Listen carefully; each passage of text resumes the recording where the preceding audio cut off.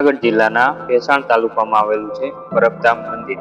અહીંયા સુધી પહોંચવાનો રસ્તો તમને જીવનભર યાદ રહે તેવો પ્રાકૃતિક અને આહલાદક, અને આ રસ્તો કેટલો સુંદર છે. આસપાસ લીલાછમ ઝાડવાઓ, હરિયાળી આપણને તાજગીનો અહેસાસ કરાવે છે. જેમ જેમ આપણે આગળ વધીએ તેમ પ્રકૃતિની ગોદમાં હોવાનો અનુભવ થાય છે. રસ્તાની બંને બાજુ વૃક્ષો જાણે આપણને આવકારતા હોય તેવું લાગે, અને એની તાજગી હવામાં શ્વાસ લેવો એ કોઈ લાગવાથી ઓછું નથી.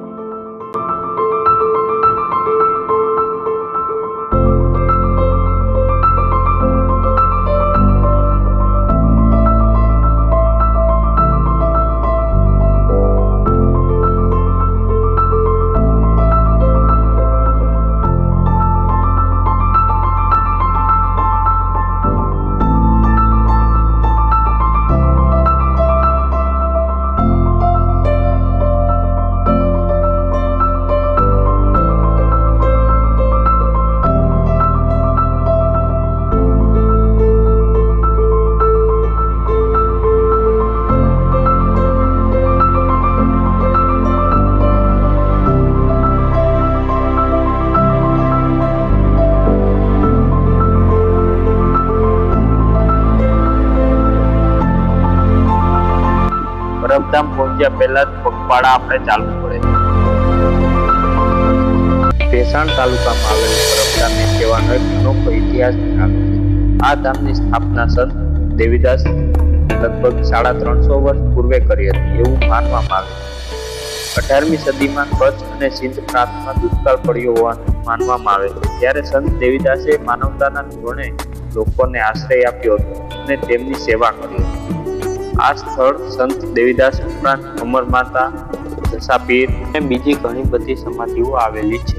દર વર્ષે અષાઢી બીજના દિવસે અહીં એક મોટો મેળો ભવ્ય ભરાય છે, જેમાં દૂર દૂરથી શ્રદ્ધાળુઓના દર્શનો કરવા આવે છે.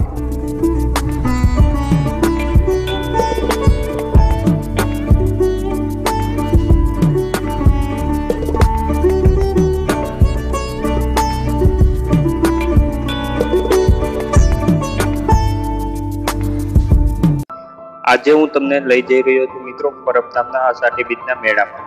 જુઓ આ ભક્તિનો માહોલ અને લોકોની શ્રદ્ધા. અહીં સંત દેવીદાસ અને અમર માતાની જગ્યાને દર્શન કરવા માટે માનવ મહેરામણ મૂક્યું છે. લોકો દૂર દૂરથી અહીં આવીને પોતાને ધન્ય માને છે. આ મેળો માત્ર ઉત્સવ નથી, પણ આપણી સંસ્કૃતિ અને સેવાનું પ્રતીક છે. મિત્રો, આપણે મેળામાં સવારે વહેલા આવી ગયા છીએ, તો સવારમાં બહુ કંઈ ખાસ વાતાવરણ નથી અને ખૂબ જ ઓછી પબ્લિક છે. તથા આ રાઈડ આપણને બંધ જોવા મળશે, કારણ કે સવારમાં બહુ પબ્લિક ઓછી જોવા મળે છે.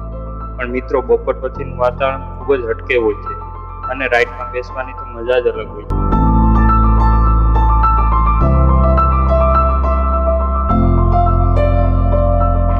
અને મેળાનો આખો વ્યૂ માણવા માટે બન્યા રહો અમારી સાથે પાર્ટ 2 માં. And like, share and subscribe.